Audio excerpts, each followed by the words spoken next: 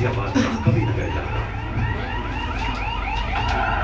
तारीख 4 मई 2005, रात के करीब 11 बजे हैं। हसनपुरिया मारा गया है।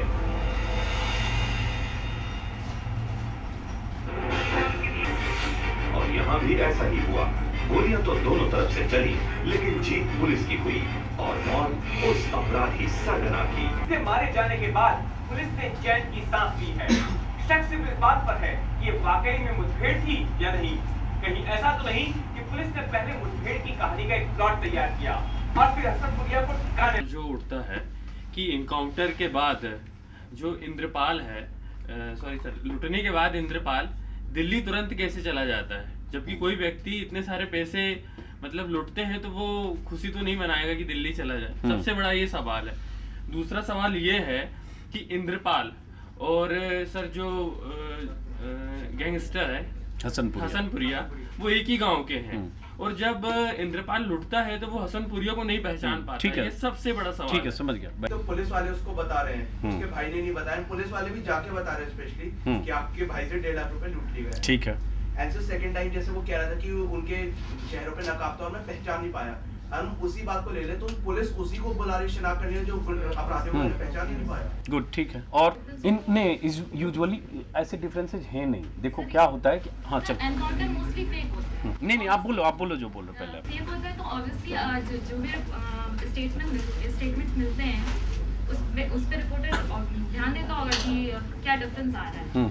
सर डिफरेंसेस से ही लीड मिलते हैं। अभी मैं आंसर दूंगा। देखिए रिपोर्टर चला गया, सुबह मैं आया 10 बजे। मैं अजीत अंजुम हो सकता हूँ, अशोक कौशिक हो सकते हैं, कोई हो सकता है, मैटर वो नहीं करता। आप एक प्रोड्यूसर की तरह उस चीज़ को समझिए, कोई भी हो सकता है। हमने फुटेज देखा, फुटेज देख के हमें कुछ डाउट लगा। उसमें सिर्फ हमारे पास उस समय 2 बाइट थी, जिसमें डीएसपी जो है राम बदन सिंह वो बोल रहा है कि हमने 7-8 गोली तो हमने चलाई।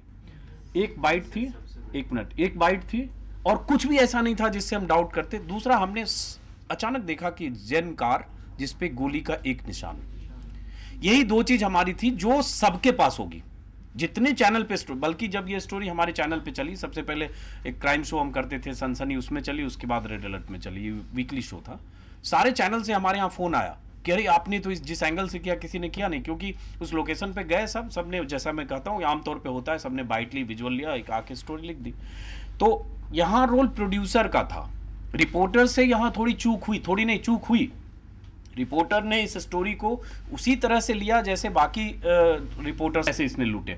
हम उसको पकड़ने की कोशिश करें, हसनपुरिया के फैमिली वाले को पकड़ने की कोशिश करें, और गाजियाबाद एसपी और एसएसपी को ग्रिल करने की कोशिश करें इस प्रेस कॉन्फ्रेंस में।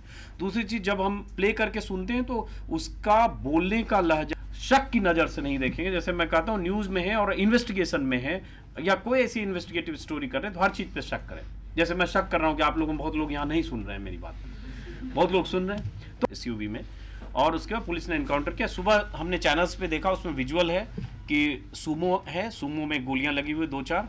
और उसके बाद वहाँ जो डीसीपी हुए, डीसीपी का स्टेटमेंट है कि हमने देखा कि एक सूमो विजुअल आया। ये कहानी तुमको याद है? नहीं, विजुअल आया तो उसमें देखा कि एक सूमो में आगे नंबर प्लेट ही नहीं है।